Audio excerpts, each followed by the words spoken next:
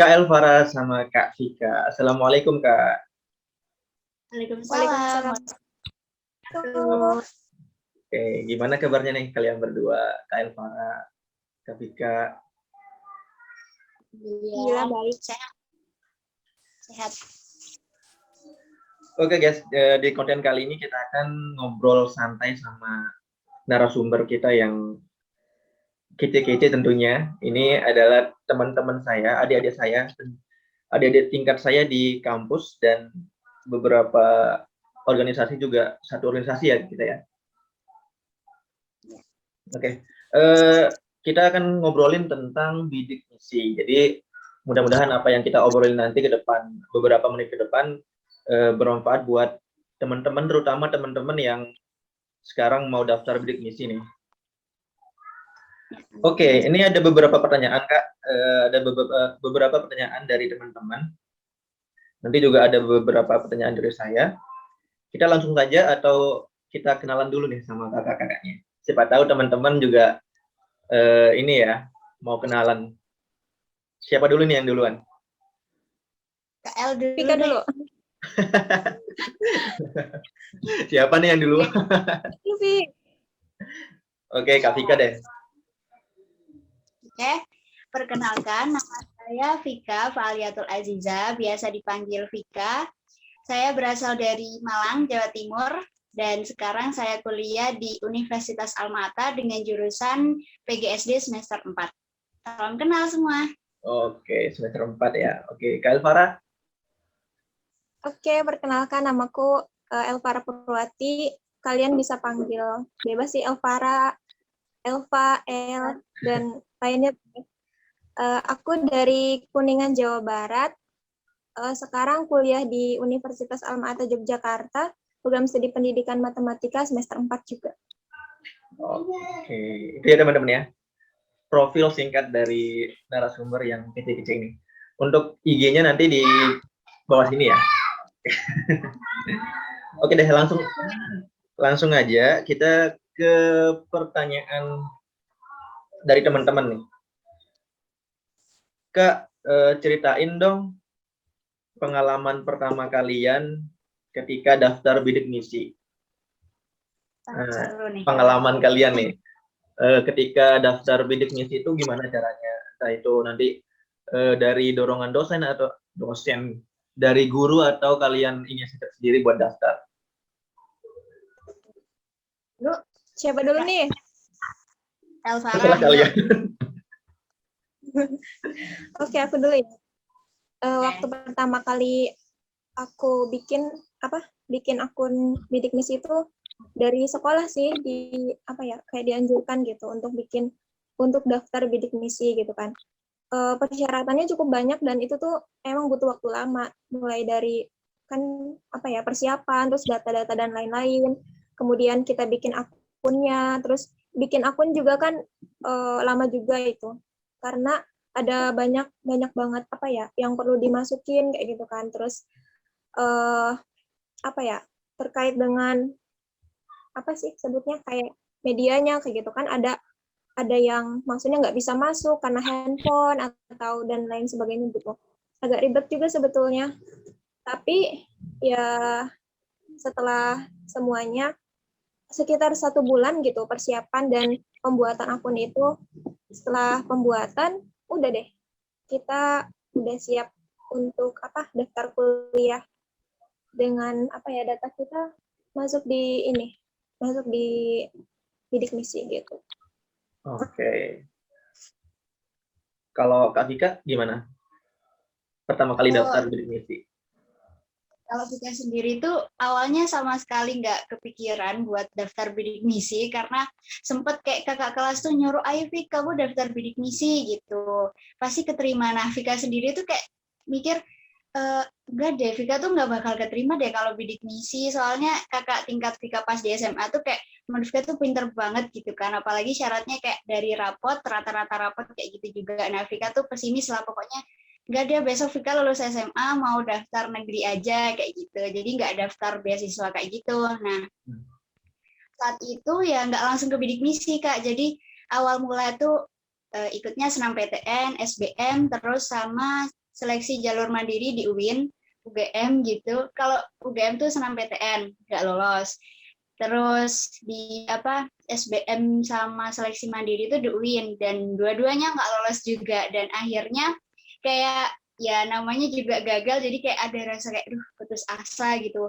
Perasaan kayak waktu itu tuh mikirnya kayak wah aku pasti keterima nih gitu. Apalagi kakak tingkat itu ada beberapa yang udah keterima di sana. Jadi mikir aku pasti keterima lah, masa enggak gitu dulu mikirnya. Nah, karena kepedean itu tadi jadinya malah nggak keterima dong gitu. Terus akhirnya gimana ya nangis pasti ya, terus ngerasa kayak aku nggak diterima di mana-mana, gimana ini gitu. Jadi kayak sedih ya, kecewa, terus terlalu berharap jadinya kayak kecewa banget pokoknya. Terus akhirnya ngisi kekosongan itu mikirnya ya udahlah tahun depan daftar negeri lagi nih gitu. Jadi ngisi kekosongan itu sama Bude diajak. Jadi Bude tuh punya lembaga PAUD, di situ Vika diajak untuk ngajar di situ. Nah, terus di bulan-bulan akhir 2019 itu Vika dapat info ke nomor WA Vika kalau ada beasiswa bidik misi di Universitas Alma-Ata. Waktu itu mikir, ini kampus mana sih gitu, kok nggak pernah dengar, nggak pernah tahu gitu kan. Jujur banget ini ya. Terus habis itu saat itu bingung kan daftar nggak ya, soalnya emang ada beberapa kayak yang nomor masuk kayak nawarin entah itu kampus mana tuh Vika abaikan aja karena Vika mikir dah tahun depan pokoknya mau di UIN kayak gitu. Nah, saat itu karena mikir beasiswa bidik misi, terus cari-cari gitu kan. Sebenarnya bidik misi kayaknya berat, belum tentu keterima, tapi sama ada Vika cerita gitu sama sepupu gitu, gimana nih ada kesempatan beasiswa, kira-kira aku coba enggak gitu. Coba aja lah, siapa tahu dapet gitu. Tapi aku nggak yakin sih gitu. Vika bilang, tapi aku nggak yakin karena kelasku tuh pinter banget gitu. Terus habis itu ya udah coba aja, nanti masalah akhir mah tinggal dipasrahin gitu kan. Nah, terus akhirnya masuklah bidik misi itu, daftar bidik misi, ngikutin prosesnya dari pertama itu administrasi kayak gitu ya, surat perlengkapan kayak gitu, pokoknya dipenuhin semua persyaratannya. Terus setelah itu lolos tahap administrasi udah, terus tahap wawancara.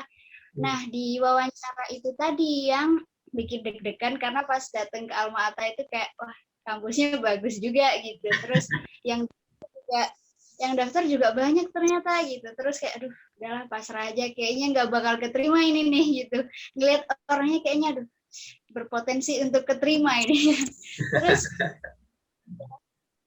udah selesai wawancara ya, pokoknya pas wawancara tuh ya udahlah apa adanya, jujur gimana pas ditanyain. Terus setelah wawancara keluar dari Alma-Ata, udah ya Allah Vika pokoknya pasrah, kalau nggak keterima nggak apa-apa karena Vika emang rencananya tahun depan mau di negeri, kalau keterima ya udah deh, orang emang nggak ada rencana ke sini gitu. Jadi Vika kayak ya udahlah, jadi harap banget di Alma-Ata gitu, apalagi bidik misi beasiswa kayak nggak pernah terpikirkan lah gitu kalau daftar beasiswa dulu. Terus udah deh, jadi ceritanya setelah wawancara itu kan menunggu pengumuman ya, jadi setelah menunggu pengumuman ternyata pas pokoknya inget banget Vika tuh waktu hari Minggu di WA selamat keterima.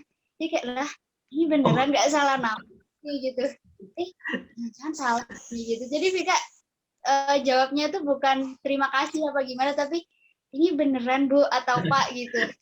Lebih nggak nyangka ya kayak. Enggak, jadi loh bisa ya gitu, apanya yang itu. Ya udahlah akhirnya ya pasti kayak terharu gitu ya, terharu bahagia. Terus alhamdulillah keterima bidik misi dengan ya itu tadi yang Vika ambil tuh ya gitulah ceritanya gitu. Pokoknya endingnya gitu. Ini banget ya guys ya, dramatis sekali ininya ceritanya. Oke, kita ke pertanyaan selanjutnya. Ini ada yang nanya, Kak, waktu di SMA itu ada standarisasi nggak sih? Misalkan siswa-siswa yang boleh daftar bidik misi, nanti dari gurunya tuh siswanya itu harus juara 1, 2, 3 atau siswanya tuh harus ada prestasi daerah atau nasional itu ada nggak sih? Dari Neng L dulu. Oke, apa ya? Kalau misalnya di sekolahku tuh nggak ada pembatasan kayak misalnya harus ranking sekian nggak ada gitu. Tapi itu persyaratan-persyaratan yang ada di bidik misi kan diantaranya tuh nggak boleh apa ya?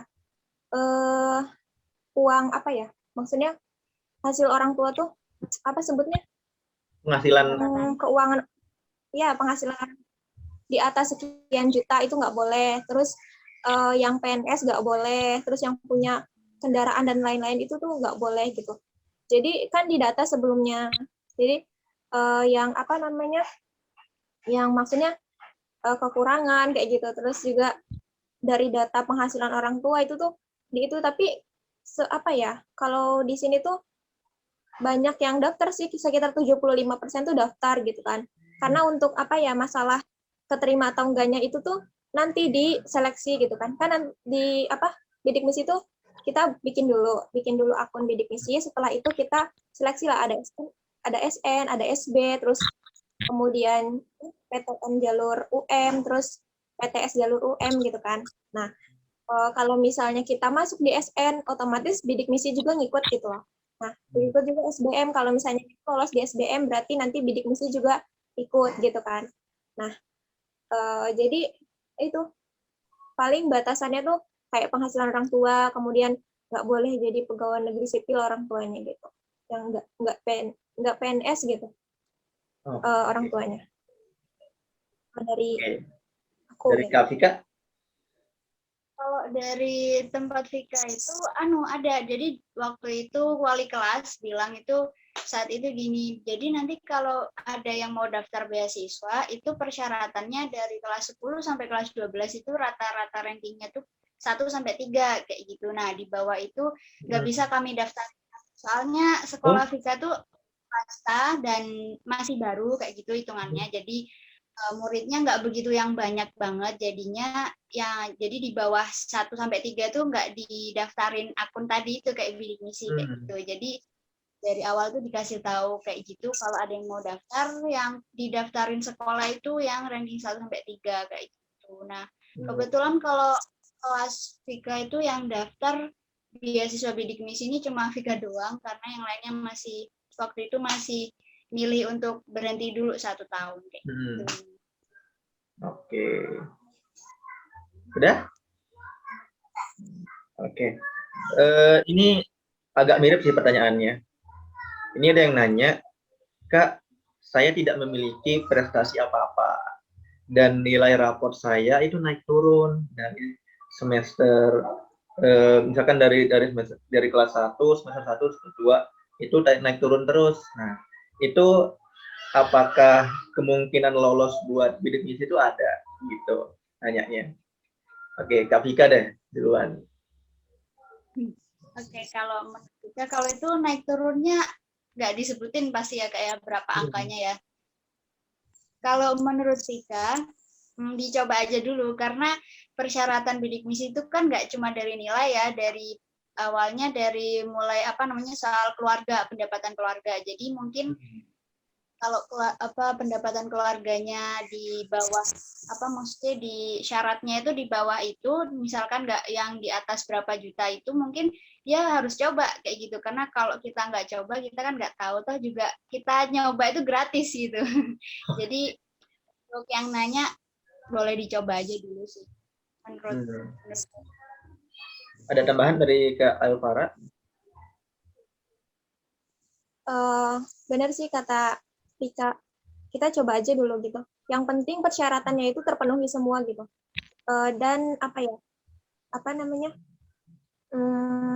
kita tuh harus harus masuk universitasnya dulu gitu. Kalau misalnya kita punya akun bidik misi tapi nggak keterima di kampus manapun gitu, ya nggak bisa gitu. Intinya sih harus bisa masuk universitas dulu baru kita pasti gitu dapat bidik misi gitu sih. Oke, itu ya guys. Jadi ada yang nanya gitu. Nah, pertanyaan selanjutnya nih, atau kita nggak usah ke pertanyaan dulu, kita ke ini dulu. Kita dari tadi ke pertanyaan, tapi tadi ada yang belum tahu bidik misi itu apa sih Kak? Gitu. Ini ada yang ini, bidik misi itu apa gitu? Siapa yang menjawab? Siapa yang Yang dulu menjawab? deh. Bidik misi itu beasiswa dari apa? Beasiswa dari pemerintah gitu, dari Kemendikbud. Ada juga dari Kemenag juga ada. Jadi beasiswa ini tuh beasiswa dari pemerintah gitu untuk apa ya sebutnya untuk memberikan kesempatan untuk apa ya siswa-siswa dari keluarga yang mungkin kurang mampu kayak gitu untuk bisa melanjutkan pendidikan di jenjang yang lebih tinggi lagi gitu. Ini apa ya? Apa fasilitas dari beasiswa bidik misi ini tuh menurut aku tuh komplit gitu. Mulai dari apa ya biaya sekolah, biaya kuliah yang gratis, terus juga ditambah uang saku gitu. Yang dimana beasiswa yang pakai uang saku itu jarang gitu loh. Dan kalau misalnya nggak dimanfaatkan tuh sayang banget gitu. Ada tambahan dari Kak Vika? Ya, sama aja sih. Pokoknya kalau bidik misi itu bantuan dari pemerintah untuk calon mahasiswa ya yang kurang mampu dan dia juga berprestasi. Berprestasi kan banyak ya, entah itu dalam bidang apapun, akademik ataupun misalkan olahraga atau yang seni kayak gitu. Yang penting dia ada prestasinya di sekolah dan dia apa ya dibilangnya dia pantas gitu untuk mendapatkan beasiswa itu gitu. Karena ya kalau semuanya dibeasiswain, anak-anak yang misalkan kurang serius belajar kan nanti kayak gimana ya, masa dibiayain. Jadi yang dapat beasiswa itu pasti yang dia punya bakat gitu. Jadinya dibiayain pemerintah ya nggak sia-sia beasiswanya kayak gitu. Oke, simpelnya tuh bidik misi itu ya beasiswa yang ditujukan buat teman-teman yang misalkan yang kurang mampu tapi berprestasi gitu ya, dan juga ada niat buat kuliah gitu. Dan nanti sia-sia aja nanti pemerintah nyiapin beasiswa tapi nggak ada niat buat kuliah gitu kan. Oke, kita ke pertanyaan selanjutnya nih. Ada yang nanya, Kak, gimana sih cara daftar bidik misi itu? Apakah bersamaan dengan pendaftaran dari SNMPTN, SBMPTN, Mandiri atau jalur yang lainnya? Itu gimana? Sistem pendaftarannya itu gimana?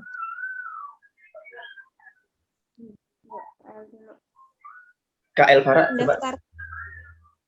Pendaftarannya itu kita jalur apa ya? Maksudnya alurnya tuh pertama kita bikin daftar dulu akun kan. Nanti ada waktunya kok. Apa ya? Sering update aja gitu loh teman-teman untuk apa ya mengenai informasi bidik misi. Terus kan kalau sekarang kita ya namanya. Nah, sering update banget. Itu harus update banget gitu. Nanti ada jadwalnya. Yang pertama itu kan kita daftar akun dulu, bikin akun mulai dari apa ya, submit persyaratan, kemudian data-data diri, data sekolah dan lain-lain. Kemudian setelah itu tuh nanti di dalamnya itu ada apa ya seleksi. Nah seleksi itu kan ada SNMPTN, SBMPTN, UMPTN, kemudian ada yang untuk apa ya, ada yang untuk Poltekkes kayak gitu ada yang untuk Politeknik ada gitu, kemudian ada yang untuk PTS juga gitu. Jadi nanti setiap orang tuh bisa nyoba semua seleksi gitu. Misalnya kemarin saya coba SNMPTN, kemudian gagal kan, sama kayak apa ya, kurang lebih ceritanya gitu kan. Pokoknya mirip lah sama Vika ceritanya. SNMPTN gagal, kemudian SBMPTN kan. Nah itu kita kan biasanya SBMPTN itu bayar gitu kan untuk tesnya. Nah kita nanti gratis. Kemudian setelah SBMPTN itu ada yang apa namanya Politeknik, Poltekkes kayak gitu. Dan nanti ada yang UMPTN. Kalau UMPTN juga kan biasanya bayar. Nah kalau untuk bidik misi itu nggak bayar nanti tesnya. Tapi cuma satu kesempatan gitu. Misalnya saya kemarin daftar di UMPTN itu di Unsil gitu kan. Nah di situ tuh kita nggak bayar. Tapi kalau misalnya kita mau tes lagi di tes UM misalnya di kampus lain gitu, kita harus bayar gitu. Jadi kesempatannya cuma satu. Kemudian ada yang PTS gitu, yang saya pakai buat kuliah di Alma Ata kan PTS gitu. Nah gitu jalurnya, jadi daftar dulu akun, kemudian kita bisa seleksi dengan gratis gitu. Oke, ya. Kak Vika ada tambahan? Kalau kita kurang lebih sama sih kayak yang penting kita harus update terus ya. Atau kalau dari pengalaman saya sendiri nggak update tapi ada WA masuk gitu, ada info masuk. Jadi kalau sekarang untuk yang niat-niat ya, niat-niat maksudnya niat banget pengen cari beasiswa, pasti harus update terus sih kayak gitu. Nah, ini ada yang nanya nih, agak nyambung dengan pertanyaan yang tadi. Itu ketika kita dinyatain lolos, misalkan di SNPTN, SBMPTN atau Mandiri, itu kan udah lolos nih. Apakah bidik misinya itu otomatis lolos atau gimana? Kak Vika? Boleh tadi Kak? Agak ngelag gitu. Misalnya nih, kita udah dinyatakan lolos di SMPTN, di SBMPTN atau Mandiri atau jalur yang lain. Itu apakah bidik misi itu otomatis kita lolos bidik misi itu atau enggak? Kalau karena Vika tuh nggak terlalu apa ya, pas sekolah SMA nggak terlalu dia tentang beasiswa bidik misi kayak gini, jadi kurang paham aja sih soal kayak gini. Mungkin Kak Elvara bisa bantu. Oke, Kak Elvara. Kalau Vika kurang. Jadi kalau misalnya kita lolos SNMPTN itu otomatis kita bakal dapat bidik misinya gitu. Nanti itu ada setelah lolos gitu, ada apa ya, alur yang maksudnya untuk pendataan ulang kayak gitu. Terus apakah dia mahasiswa bidik misi atau bukan gitu. Jadi nanti akan ada info-info selanjutnya dari kampus yang misalnya kita lolos di kampus mana gitu. Dan nanti kampus tersebut tuh bakalan menghubungi kita misal lewat email atau enggak nomor handphone yang ada gitu, yang bisa dihubungi. Oke. Itu ya guys ya. Jadi teman-teman rajin-rajin aja cek di websitenya bidik misi. Oke, kita ke pertanyaan selanjutnya. Nah, ini kalau tadi pertanyaan-pertanyaannya seputar pendaftaran, ini seputar kalau kita udah lolos. Nah, kalau kita udah lolos bidik misi. Oke, kita ke pertanyaan selanjutnya, Neng. Kak mau nanya, kalau kita udah keterima bidik misi, wah ini udah nanyain uangnya aja ini. Kalau kita udah keterima bidik misi, kapan sih dana apa atau uangnya itu cair gitu? Setiap semester kah? Apa setiap bulan kah? Gitu gimana? Kak Elvara duluan. Oke.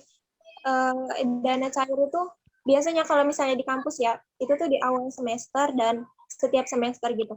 Tapi teman-teman saya tuh pernah cerita tuh, teman-temanku pernah cerita katanya ada yang kampusnya 3 bulan sekali, yang cairnya 3 bulan sekali, kemudian yang 1 bulan sekali. Jadi gimana kebijakan kampus sih gitu.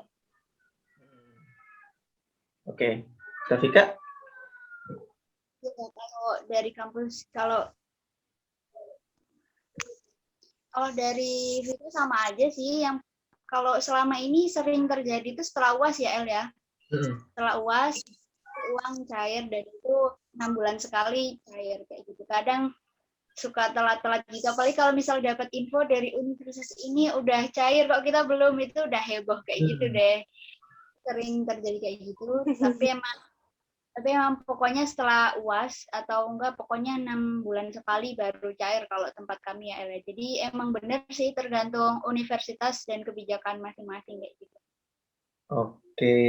Iya, jadi tambahin lagi ya. Silakan. Tambahin lagi.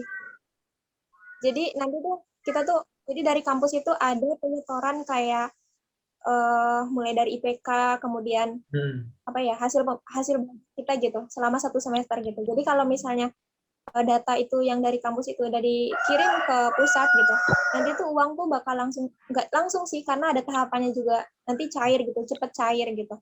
Nah itu tuh untuk semester depannya gitu, uangnya jadi semester awal itu kita tuh cair berarti 2 kali sih, hampir berdekatan gitu. Untuk semester pertama, kemudian dari kampus itu ngirim data gitu ke mana, ke pusat gitu, karena hasil dari pembelajaran semester 1, kemudian cair lagi yang kedua gitu. Karena kan kami itu masuk ke kampus itu akhir-akhir gitu kan, beda yang lain gitu. Nah, jadi cair yang pertama, kemudian cair yang kedua tuh nggak berjauhan gitu. Oh. Oke. Nih. Wah, ada yang nanya uang lagi nih. Kak, berapa sih ininya? Berapa sih uangnya bidik misi itu setiap kali dapat itu? Siapa nih yang menjawab nih? Tentang uang nih. Kalian ini belum daftar udah nanyain uang ya. Biar lebih semangat mungkin ya. Berapa nih, Kak? Kalau kami kan angkatannya mulai dari tahun berapa sih? Dari 2017 ya? Yang bidik misi itu. 2006. Nah, itu sama 4.200.000 per tahun. Per turunnya. Jadi itu kan 1 semester sekali. 1 semester kan 6 bulan ya. Jadi per bulannya itu 700 uang jajan kita. Kayak gitu dari pemerintah. Nah, untuk yang sekarang beda lagi. Mungkin bisa dijelaskan oleh Kak Elvara. Gimana tuh yang sekarang?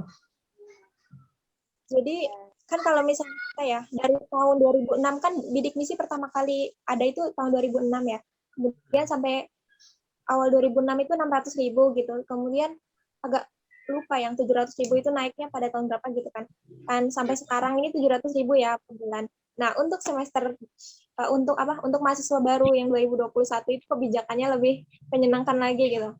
Karena nanti uang itu nanti apa ya? Nanti sistemnya tuh klasterisasi.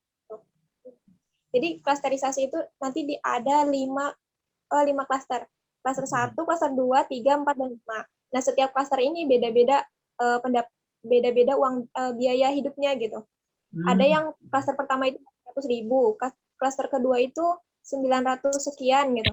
Klaster ketiga itu 1 juta, klaster 4 itu 1.250.000, dan klaster yang kelima itu 1.400.000 gitu. Jadi bulan itu banyak banget 1 juta, 2 kali lipat dari kita gitu kan. Nah, itu tuh klasterisasinya itu sesuai kabupaten. Kalau misalnya kemarin lihat ya prediksi dari di Bidik Misikom gitu, itu tuh kayak apa ya, channel YouTube-nya anak-anak bidik misi kita gitu. Nah, jadi prediksi itu per kabupaten itu kayak dirata-ratain gitu biaya hidupnya, kemudian masuk klasterisasi berapa nih. Misalnya Bantul ya, kita kan universitasnya ada di Bantul. Nah, Bantul itu masuk klasterisasi 4. Itu kisarannya 1.250.000. Jadi untuk kita 2021 itu nanti mereka wah mantap gitu. Mantap banget. Oke. Kalau boleh tahu nih Kak, siapa tahu kakak-kakak ini tahu standarisasi dari klasterisasinya tuh dari mana sih?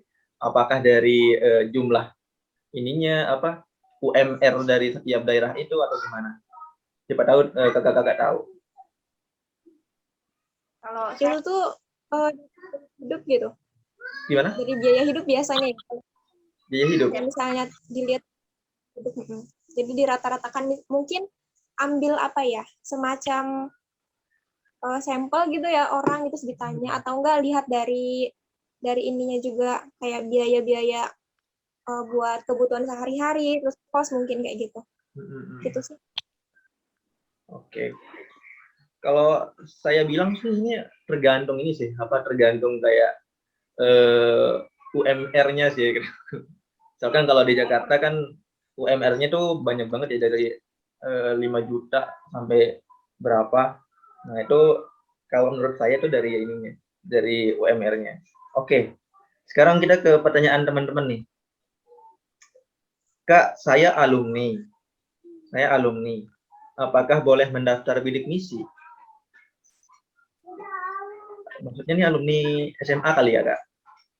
Misalkan alumni udah beberapa tahun, misalkan di 2018, 2017, dia belum kuliah. Nah, dia boleh nggak itu daftar bidik misi?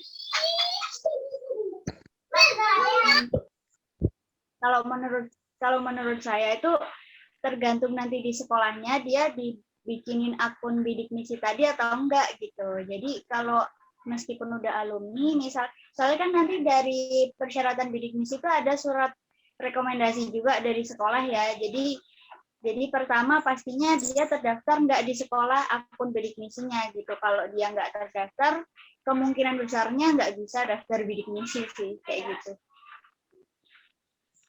Tapi ya kalau untuk KIP sekarang entah beda atau sama ya, tapi kita kurang tahu kalau KIP yang sekarang kayak gimana. Kalau Kak Elvala tahu nggak? Gimana Kak Elvara? Jadi ada persyaratannya itu. Persyaratan yang daftar bidik misi itu, yang kalau yang bidik misi kemarin, yang namanya masih bidik misi ya, itu tuh persyaratannya itu 2 tahun setelah apa?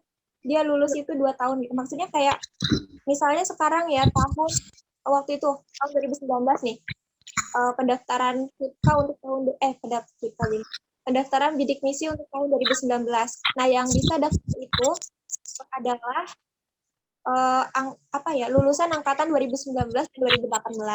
Nah, untuk yang kita sekarang ini, kalau nggak salah itu 3 tahun. Jadi misalnya sekarang ya, kita 2021, pendaftaran kita 2021. Jadi yang bisa daftar itu untuk yang lulusan angkatan 2021, 2020, dan 2019 yang saya tahu ya. Tapi kalau misalnya itu bisa dicek lagi deh untuk persyaratan. Oke, berarti saya udah tua banget ya. Saya udah nggak bisa daftar ya. berarti angkatan saya udah nggak bisa ya, teman-teman ya. Udah nggak bisa di 2018. Atau teman-teman cek lagi di di web bidik misi. Oke, ini ada pertanyaan lagi nih. Ini ke seputar pendaftaran.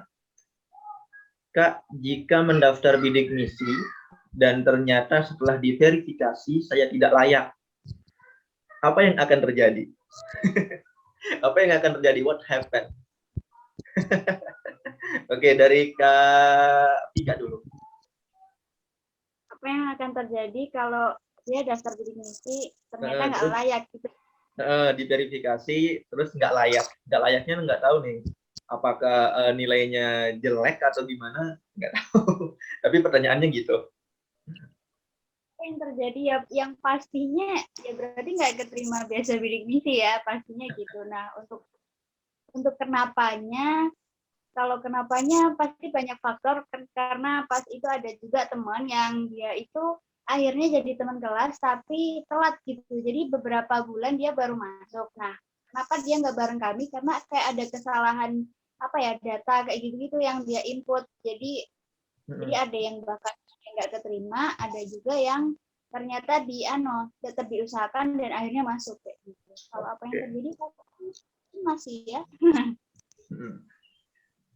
Oke, ada tambahan dari Kak Elvara? Iya, tadi kalau misalnya dinyatakan nggak layaknya itu nggak layak gimana gitu.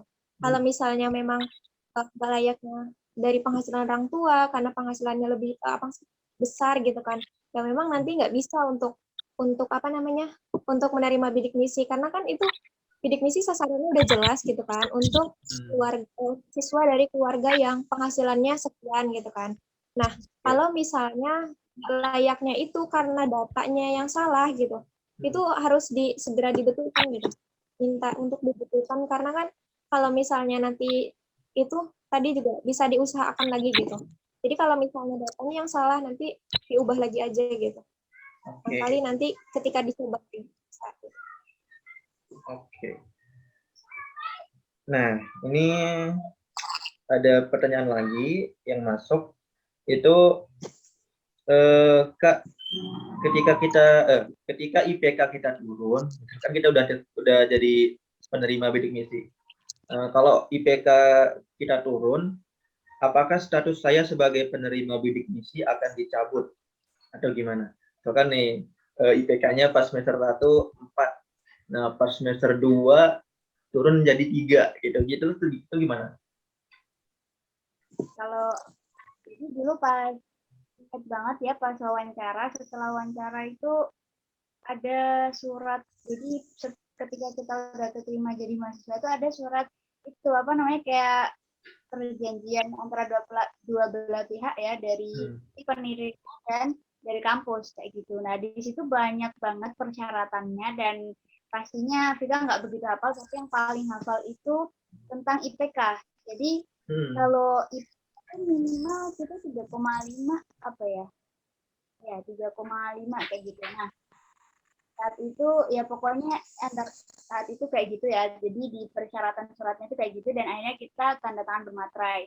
Nah, ketika udah masuk kuliah, memasuki semester 1, terus akhirnya masuk semester 2, ketika semester 1 tuh nilainya kan lumayan gitu ya IPK-nya. Terus kita kan punya DPA ya. Nah, di situ ketika jadi pas semester 1 menuju semester 2, di situ Vika nanya ke DPA. Jadi gini Bu, misalkan Vika nanya, misalkan IPK Vika tuh semester 1 3,9 misalkan ya. 3,9 terus di semester 2 turun nih jadi 3,85 misalkan gitu atau 3,8. Apakah saya akhirnya ya Bu ya, beasiswa saya langsung dicabut atau gimana gitu. Nah, katanya beliau begini, yang penting jangan turun yang sampai 2 gitu Mbak gitu. Jadi setiap semesternya kalau bisa sih naik terus, kalau nggak naik terus sama kayak gitu. Yang penting masih 3,5 atau 3 kayak gitu. Jangan sampai 2 kayak gitu. Oh gitu. Kalau udah, itu mungkin langsung dikat. Jadi berarti ada standarisasinya sendiri ya. Misalkan harus 3 gitu, nggak boleh kedua gitu ya. Ada tambahan dari Kak Elvara? Iya, jadi untuk apa ya? Misalnya tadi kalau misalnya turun gitu kan, itu tuh nggak langsung dicabut gampang banget kayak gitu, nggak. Serem Jadi, ya kalau gitu ya. kita nanti pasti ditegur dulu, misalnya DPA gitu kan. Nah, nanti kenapa nih, suka ditanya sih, sering ditanya gitu. Nanti tuh bakal ditanya gitu kan, kenapa bisa IPK-nya turun, kemudian ada kendala apa atau lain-lain kayak gitu. Jadi dikasih pengarahan dulu kayak gitu. Nanti ya itu tadi yang penting nggak terlalu anjlok banget turunnya sampai 2 gitu. Kalau 2 itu apa ya? Nanti kayak menurutnya kayak gimana ya? Kurang banget gitu kalau misalnya 2. Banget itu. Ya minus ya. Ya, bukan maksudnya ya kalau 2 itu terlalu bagus banget gitu kan. Ya minimal tadi 3 kayak gitu, 3,4. Nanti kalau misalnya setelah bidik misi, setelah S1 kemudian mau lanjut S2 itu dengan LPDP. Nah, LPDP itu kan ada persyaratan IPK-nya kan. Nah, untuk yang bidik misi, nah sebisa mungkin jangan sampai di bawah. Itulah kalau misalnya lanjut lagi buat S2 gitu. Oke, ya buat para penerima bidik misi itu ya sadar diri lah. Kalian tuh udah maksudnya tuh udah dibiayain, udah enak, udah tinggal belajar gitu, tinggal sekolah. Maksudnya uangnya udah disediain sama pemerintah, kalian tinggal belajar yang rajin lah, yang fokus gitu belajarnya. Oke, ini ada pertanyaan lucu nih Kak. Ada pertanyaan lucu dari siapa ini? Kak, saya kan penerima beasiswa bidik misi. Apakah boleh nikah? Ini pertanyaannya ekstrim banget ya. Apakah saya boleh menikah? Kan saya penerima bidik misi. Apakah di persyaratan bidik misi itu nggak boleh nikah selama menerima bidik misi? Itu ada nggak sih? Kalian baca-baca. Siapa nih yang jawab? Gimana nih? Ingat nggak? Dulu tuh pernikahan kok kurang ke situ ya. Ini yang nanya ini mungkin yang sebelum nikah nih. Dulu di perjanjian ada deh kayaknya.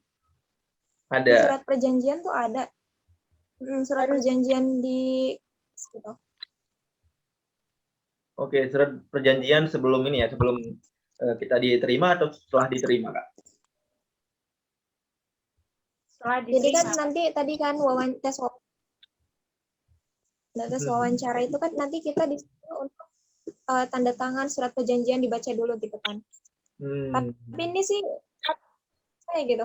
Oh, aku nggak ini gitu. Jadi saya jadi aku.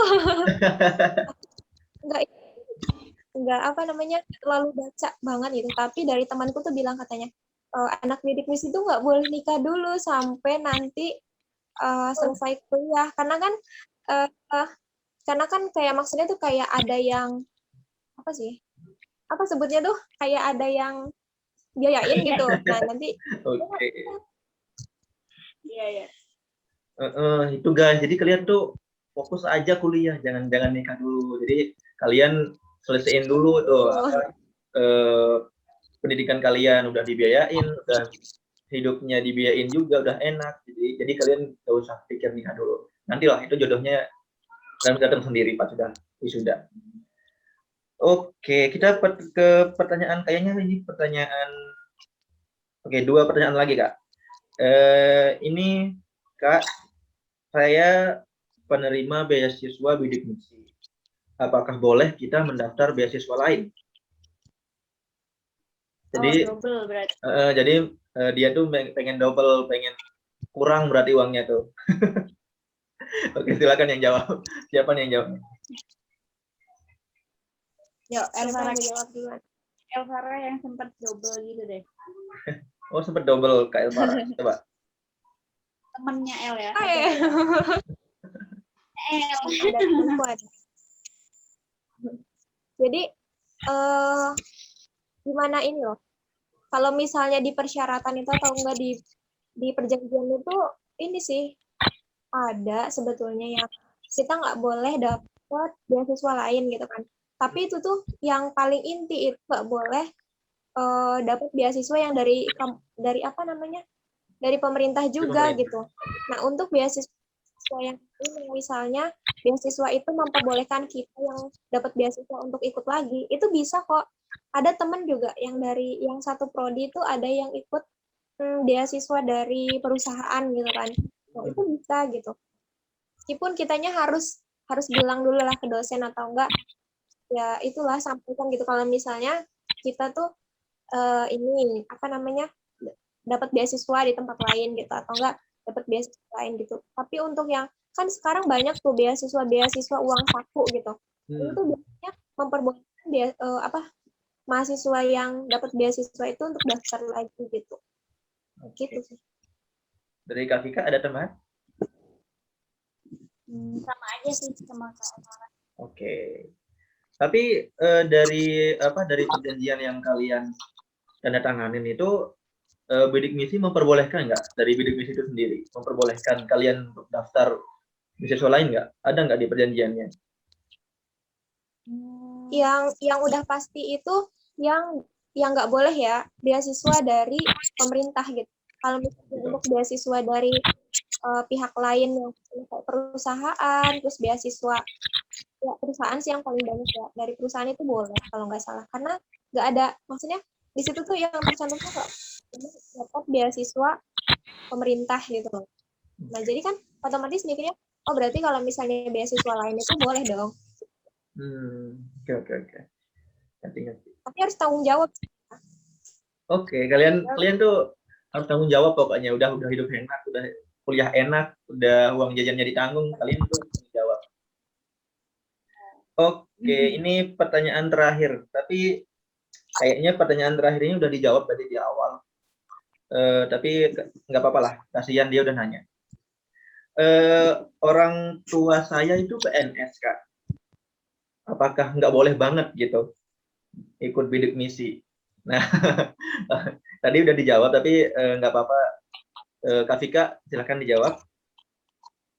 Kalau menurut saya ya, orang tua PNS. Jadi kalau misalkan orang tua masih sanggup untuk membiayai dirinya si anak ini, ya kenapa harus beasiswa? Karena ya apa ya tahu diri, maksudnya banyak banget orang yang mampu dan dia berprestasi, dia pengen sekolah tapi orang tuanya nggak mampu, masa iya mau direbut sama orang tuanya yang mampu, dia pengen dapat beasiswa itu gitu. Jadi kayaknya, dan itu pun pasti dari pihak bidik misi itu kan pasti ada yang ngecek data, dan kalau dulu lagi malah ngecek rumah juga gitu, ngecek rumah. Jadi kemungkinan besarnya nggak bisa kalau PNS, karena kalau PNS kan udah terjamin ya setiap bulannya gitu. Jadi kemungkinan besar pasti bisa dong biayain anaknya untuk kuliah.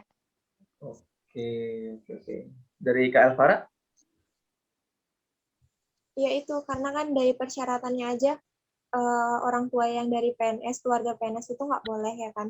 Tapi ada kasus itu teman yang orang tuanya itu PNS, tapi maksudnya Hmm. PNS-nya itu kayak guru SD gitu kan. Nah Hmm. itu kan maksudnya gajinya belum nggak terlalu besar gitu kan. Tapi ya itu tetap nggak bisa karena biarpun gajinya kurang gitu. Hmm. Tapi ya di persyaratannya aja tidak boleh yang dari orang tua PNS, jadi nggak bisa. Oke. Oke, ini dari saya sendiri itu eh, di bidik misi itu kan ada pengecekan rumah itu ya.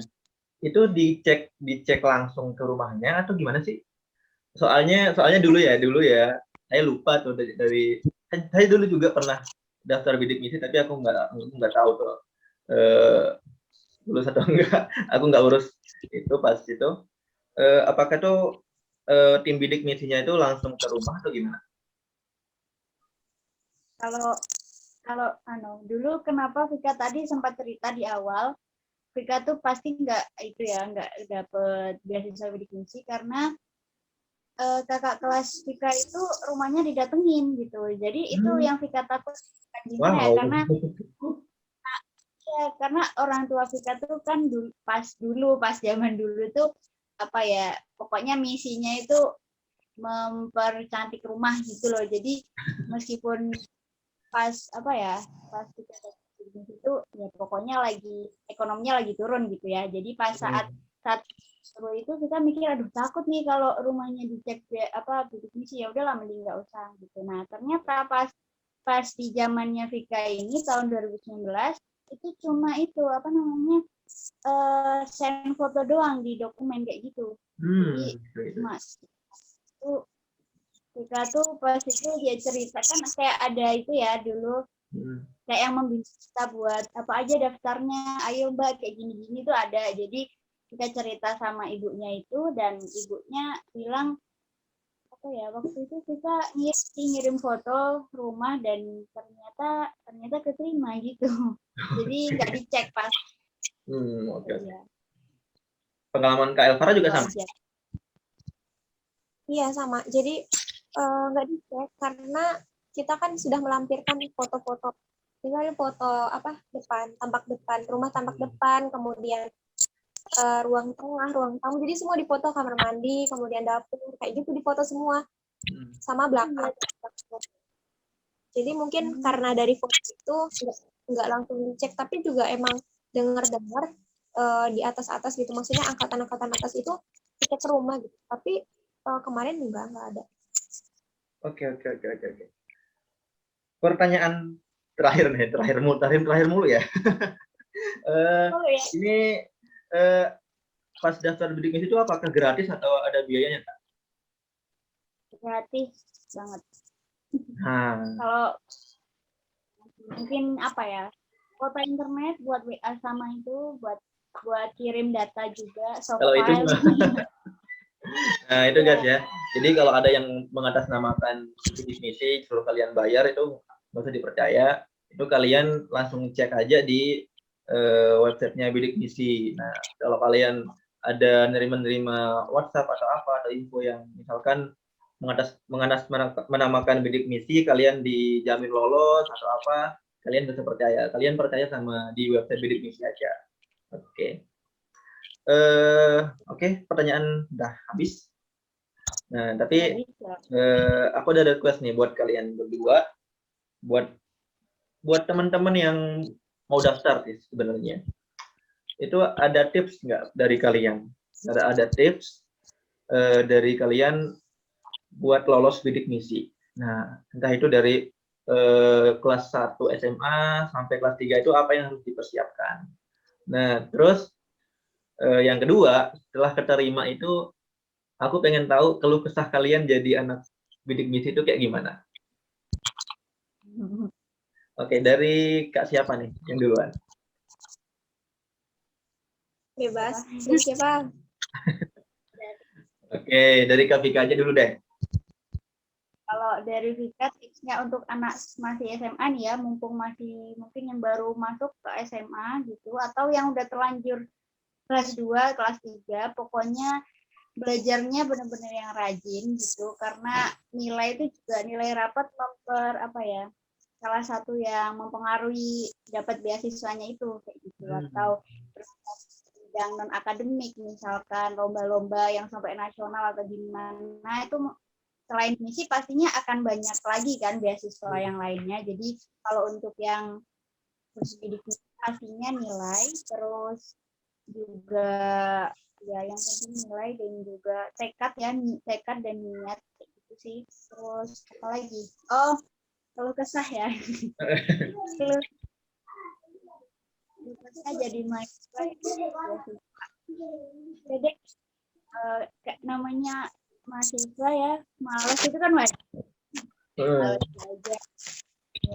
Apalagi sekarang dan pandemi di mana kita belajar di rumah, kita bisa sambil rebahan atau sambil duduk sambil ngemil atau gimana pun kita bebas karena cuma di rumah. Itu potensi malesnya tuh menurut kita tuh besar banget gitu di rumah. Jadi kalau kesannya sekarang jadi masih kita males ya kan mahasiswa jadi nggak boleh main gini kayak gitu, jadi kayak gitu, apalagi kayak ya ngeluhnya karena pandemi ini sih, karena selama offline itu karena banyak temen have fun, jadi ngerasanya nggak berat gitu ngejalanin dapat beasiswa tuh nggak berat, tapi setelah pandemi kayak ngerasa berat ngejalanin sendiri, belajar sendiri gitu.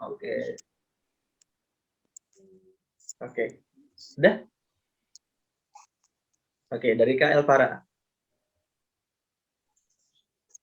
Buat tipsnya, ya tadi yang pertama itu belajar ya, karena rapot juga jadi peran penting, meski nggak terlalu maksudnya bukan hanya rapot aja sih yang jadi penilaian utama gitu, tapi ada yang lainnya juga, tapi ya itu rapot emang harus ini banget gitu loh, jadi harus rajin banget belajar dan nilainya harus oke gitu kan.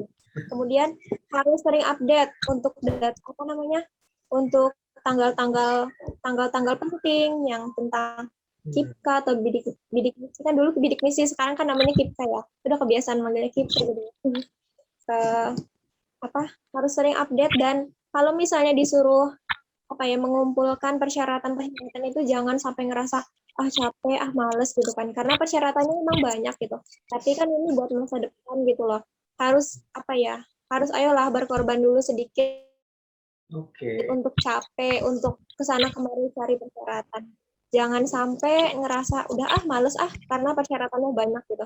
Banyak banget tuh yang bilang nggak mau daftar gitu, kenapa, persyaratannya banyak banget kayak gitu, kayak aduh kan hanya persyaratan hanya pertama gitu loh, capeknya nanti kan kesananya enak, kuliah gratis, dapat uang gitu kan gitu. Terus untuk keluh kesahnya pas kata kuliah ya, jadi anak bidik misi itu banyak banget hal yang sebetulnya bisa jadi bukan jadi beban, maksudnya tanggung jawab gitu kan.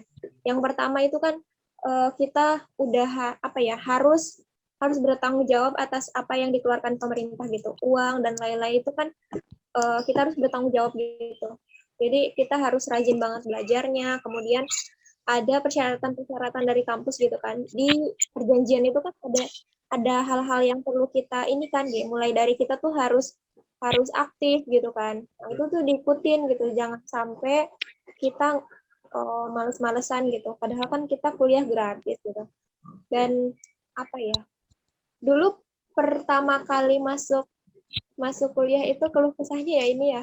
Pertama kali masuk kuliah itu agak digimanain ya, mungkin agak aneh gitu, belum sebutnya kayak anak bidik misi gitu, banyak banget di kampus-kampus anak bidik misi mas, anak bidik misi gitu. Jadi kalau sekarang anak bidik misi gitu, tapi kalau sekarang udah enggak sih, mungkin karena semakin banyaknya anak bidik misi anak kuliah kayak gitu, jadi sekarang udah jarang yang kayak gitu, tapi ya dulu pernah gitu. Tapi sekarang udah enggak kok, baik banget. Ada bidik misi, pinter nih gitu ya. Jadi ada bukan beban tapi tanggung jawab kalian udah dibiayain sama pemerintah, jadi tanggung jawab kalian buat tanggung jawab dengan sebaik-baiknya gitu. Oke. pertanyaan udah tadi, terus tipsnya udah, keluh kesahnya udah lengkap. Jadi nanti buat teman-teman yang mau tips atau mau tahu tentang info tentang bidik misi ini, nanti kalian tonton aja video ini, nanti akan ada di YouTube di channel Doni Harisandi TV. Nah, oke, jadi kesimpulannya buat teman-teman yang misalkan mau kuliah terus tapi terhalang oleh biaya, kalian bisa coba aja nih buat daftar di bidik misi ini. Siapa tahu kalian lolos gitu ya. Jadi pemerintah udah nyiapin kalian fasilitas yang bisa dibilang lengkap banget. Jadi kalian tinggal, jadi sebenarnya kita tinggal mau atau enggak gitu. Oke Kak, terima kasih atas sharingnya, atas ilmunya yang bermanfaat sekali. Mudah-mudahan apa yang kakak-kakak ini share bermanfaat buat teman-teman semua yang mau daftar bidik misi. Ya, terima kasih kesempatannya untuk Oke, makasih ya Kak. Jadi jangan kapok nih buat sharing ke teman-teman kalau ada info-info terbaru. Siap. Oke, terima kasih Kak. Mungkin sampai sini sharing-sharing kita di sharing kali ini. Mungkin nanti kalau ada info-info terupdate kita akan sharing lagi gitu. Oke, jangan lupa nanti teman-teman nonton di YouTube, jangan lupa like, share, komen, dan subscribe YouTube channel Doni Harisandi TV. Oke. Kita undur diri, saya mohon maaf apabila ada kesalahan. Saya mewakili seluruh pembicara pada sharing ini. Saya Doni Harisandi dan Kak Elvara dan Kak Vika, mohon maaf atas segala kesalahan. Wabillahi taufiq wal hidayah. Assalamualaikum warahmatullahi wabarakatuh.